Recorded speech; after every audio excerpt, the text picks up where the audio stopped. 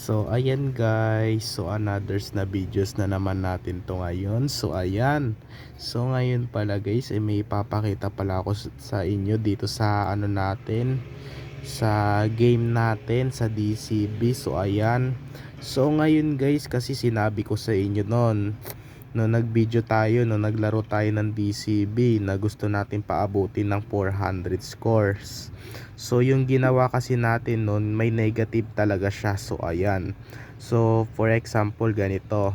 So tumama ka sa tumama ka lang sa 15 15 add. So ayan, 15 add. Tapos tumama ka na sa malaking subtract na 25. So 25 subtract ka nang nakatama. So ayan, ibig sabihin may negative siya. So ayan, may negative. So ang ginawa natin ay ginawa na lang nating 0. So ayan. So ito yung naano namin pala ni kasi ito yung nilaro ko kahapon. Ano ba yan? Ito yung nilaro ko kahapon. So ayan, sa DCB. So tinry ko lang siya na may nilagyan ng negative. So ayan, nilagyan ko lang siya ng negative. Ayan. So ayun guys, so inano ko lang yan sa calculator guys. Ayan, so tignan nyo na lang guys yung mga ano namin, yung mga tinarget ko. Ayan, tignan nyo na lang guys, pati dito. So for example kasi yan guys ha, for example nakatama ka sa negative 25. Ang alimbawa ang score mo lang ay 0, diba? Diba ang score mo lang ay 0. Tumama ka sa sa 25 subtract, ibig sabihin ang score mo dyan ay negative 25, diba? Negative 25. To wala ka pang nasisimulang ita-target sa number 1, 0 pa rin ang nakuha mong score. So tumama ka sa 25 subtract, ibig sabihin magiging negative 25 yung score mo niyan. So tumama ka sa 60 odds. So ayan, so 35 na ang nakuha mong score. So ang pinakamababa kasi dito yung negative 35, tapos yung positive 35 naman ang mas mataas. So ayan, so ganun yung gagawin natin sa DCB. So meron na siyang negative. So ayan, pag pag naglaro tayo ng DCB, so ayan, so meron pa tayong example dito. So 35 ang nakuha mong score. So tumama ka pa sa malaking subtract na 60 subtract. So magiging negative 25 ka dyan. So ayan, ang ginawa kasi natin dito, ginawa lang nating 0. So magiging negative 25. So bumalik ka sa mababang negative. So ayan, kailangan tumama ka sa 60 odd. So ayan, para makabalik ka sa positive. So pag bumalik ka talaga ng halimbawa 25 yung nakuha mong score, tumama ka pa sa 45 odd. So 45 odd na. So yung kailangan kasi yung negative bawasan mo yung halimbawa yung negative, yung kasi yung positive natin. So yung positive kailangan natin bawasan yung negative, ibabalik natin sa positive. So ayan, so halimbawa kasi ganito. So yung negative, yung diba score mo na ay 20, tumama ka sa 55 subtract, so bumalik ka sa negative 35. So ayan, so ito yun guys ha. So positive 20, tumama ka sa 55 subtract, ang magiging score mo dyan ay negative 35. So ayan, so yun yung gagawin natin sa DCB mamaya. So ayan, DCB. So ito guys, so tingnan nyo naman guys. Ayan, pati dito. So ito guys ay may nasulat pala tayo dito. So ayan, ito. So negative 100 to negative 20, negative 200 scores. So 1 peso. So may piso lang yung nakuha mong pera. So piso. So pag negative 5 to negative 95 scores, so 5 pesos. So pero ito na yung nagawa ko sa inyo. So ayan, yun guys, so naglaro ako kahapon ng DCB. So tinry natin yung negative. So medyo hindi ko nakuwanan sa video to. So ayan, so dito tayo ngayon guys sa isa. So ayan, ayun guys. So ayan, so DCB bali 30 targets ulit yan. So ayan,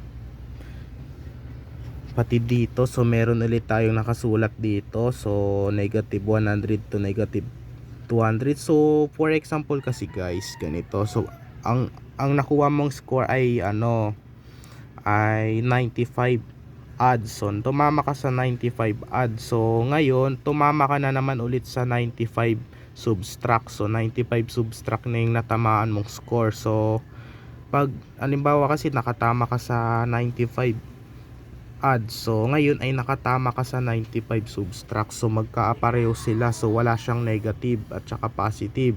Ang magiging score mo lang dito ay 0. So bakit kaya magiging score mo lang dito ay 0? So halimbawa rin yung isang kalaban mo ay naka negative 5, tapos ang score mo lang ay 0. So ibig sabihin ang mas mababa dito yung negative. So pag 0 yung nakuha mong score, ibig sabihin siya pa rin yung panalo. So ayan, kauna-unahan kasi yung ng laro sa DCB. So yun yung naisip kong laro dito. So ang ginawa na lang natin ay ay ganito na lang yung gagawin natin, ganito. So nakakuha ka ng negative 5. So ayan, nakakuha ka ng negative 5. Tapos yung isang kalaban mo naman ay nakakuha ng 0 score. So ibig sabihin ang pinakamababa dito yung negative lang. So negative 5. Tapos ang pinakamataas, ang mataas dito yung 0 lang na scores. So ibig sabihin nun, ano yata yun baka wala pa rin yata yun. So panalo ko pa rin pag 0 yung score mo, panalo kasi mababa yung negative yun negative. So ayan. So ibig sabihin nun pag nakakuha ka lang ng negative or positive, yun. So ibig sabihin negative and positive. So 0 yung nakuha mong score, tapos yung iba naman naka negative. Wala yun. Wala pala yun. Wait lang. Wala yun. Wala. Pero pag 0 yung nakuha mong score tapos may nakakuha ng positive 100, panalo na yung isa doon. So ayan. So 0 yung score. So pero pwede yun sa DCB, diba? Pwede yun. So alimbawa kasi guys, pag binaligtad naman natin ay ang ginawa natin ay negative 5, negative 95 yung nakuha niyang score, tapos ikaw ay naka 0 lang. Ibig sabihin nun wala yun.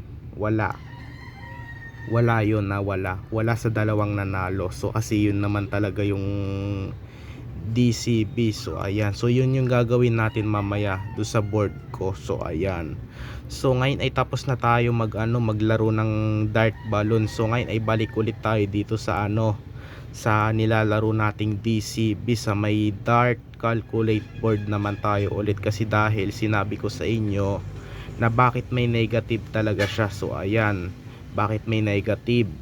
So kasi ganito, uulitin ko ulit. So nakatama ka sa nakatama ka sa 15 odds. So ayan, tumama ka sa 15 odd. Ang score mo na doon ay 15. So positive 15 ang score mo. So tumama ka pa sa sa 25 subtract. So yun yung pinakamalaki mong subtract. Tapos ang liit lang ng nakuha mong score 15. So tumama ka pa sa 25 subtract. So ang may lalabas dun ay negative. So magiging negative 10 ka lang. So negative 10, mababa na yon. So negative 10. So yun yung ibig sabihin ng negative and positive integers. So baka yun na yata yung pag-aaralan namin ngayong grade 5 ako sa math. So ayan, kasi ganun yung kasi dito talaga sa nilalaro nating DCB may lumalabas siyang negative. Kasi inaano ko yan, kinalculate ko yan. So may lumabas na negative. So ayan, so kasi ganun yung gagawin natin mamaya. So abangan mo talaga yung sa isa kong video. So yun yung gagawin natin. So ayan, sa larong DCB. So ito kasi guys, so ayan. Ayan. So ganun talaga yung gagawin natin mamaya. So pero may natutulog pa kasi doon kaya hindi tayo makakapaglaro ng DCB o dart. Ayan.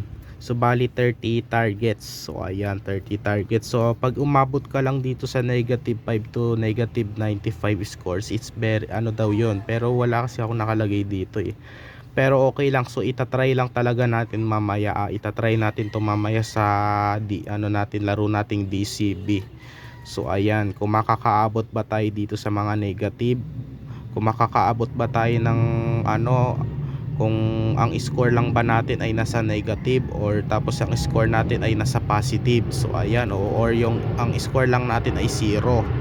So ibig sabihin nun, ganun yung gagawin natin. So mamaya, so abangan mo talaga, ganun yung gagawin natin kasi dahil may negative. So uulitin ko ulit sa inyo nung sinabi ko kaganina ulit, ito iba to So halimbawa kasi ganito, nung naglaro tayo ng DCB nung sa isa kong video, 'di ba? O yon, yung gusto natin paabutin ulit ng 400 scores. So ang ginawa kasi natin doon sa negative, halimbawa ganito. So tumama ka sa sa 15 add. Tapos ngayon ay tumama ka na sa 25 subtract. So ang magiging score mo lang doon ay 0.